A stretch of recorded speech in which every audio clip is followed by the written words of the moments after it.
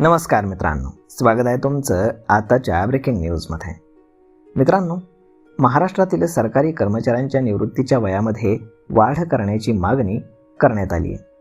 महाराष्ट्र राज्य राजपत्रित अधिकारी महासंघानं मुख्यमंत्री देवेंद्र फडणवीस यांना पत्र लिहून सरकारी कर्मचाऱ्यांच्या निवृत्तीचं वय 58 वरून 60 वर्ष करण्याची मागणी केली आहे. 10 ऑगस्ट रोजी लिहिलेल्या या पत्रामध्ये केंद्र सरकार आणि देशातील 25 राज्यांनी सरकारी कर्मचाऱ्यांच्या निवृत्तीचं वय 60 वर्ष केल्याचा दाखला देण्यात आला आहे. महासंघाच्या म्हणण्यानुसार केंद्र सरकारने 1998 मध्ये आपल्या कर्मचाऱ्यांच्या निवृत्तीचं वय 60 वर्ष केलं आहे.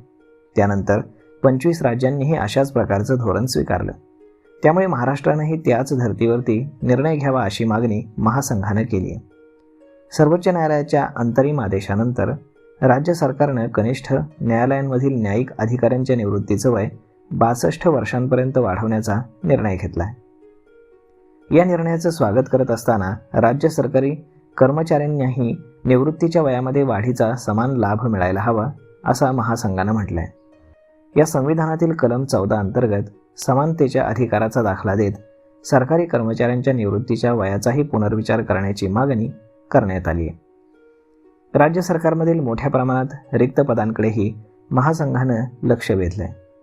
राज्यातील सुमारे 7 लाख मंजूर पदांपैकी सुमारे 2,75,000 पदं म्हणजेच 35% पदं रिकामी असल्याचा दावा महासंघानं केला आहे. दरवर्षी कर्मचारी निवृत्त होत असल्यामुळे रिक्त पदांचं प्रमाण सुमारे 3% वाढतं असंही महासंघाचं म्हणणं आहे. त्याचवेळी सर्व रिक्त पदं भरण्याऐवजी काही निवृत्त कर्मचाऱ्यांची कंत्राटी पद्धतीने नियुक्ती केली जात असल्याचा दावाही महासंघानं केला आहे. अनुभवी अधिकारी कायम राहणार आणि सरकारचा खर्चही त्यामुळे वाचणार आहे असं त्यांचं म्हणणं आहे. तसंच निवृत्तीशी संबंधित लाभांवरती होणारा खर्च काही प्रमाणात पुढे ढकलल्याची सरकारची आर्थिक बचत होणार आहे असंही महासंघानं सांगितलं आहे. त्याचवेळी मुख्यमंत्री देवेंद्र फडणवीस यांनी राज्य सरकारी कर्मचाऱ्यांच्या निवृत्तीचं वय 58 वरून 60 वर्षे करण्याच्या मागणीचा गांभीर्यानं विचार करावा अशी मागणी देखील त्यांनी केलेली आहे.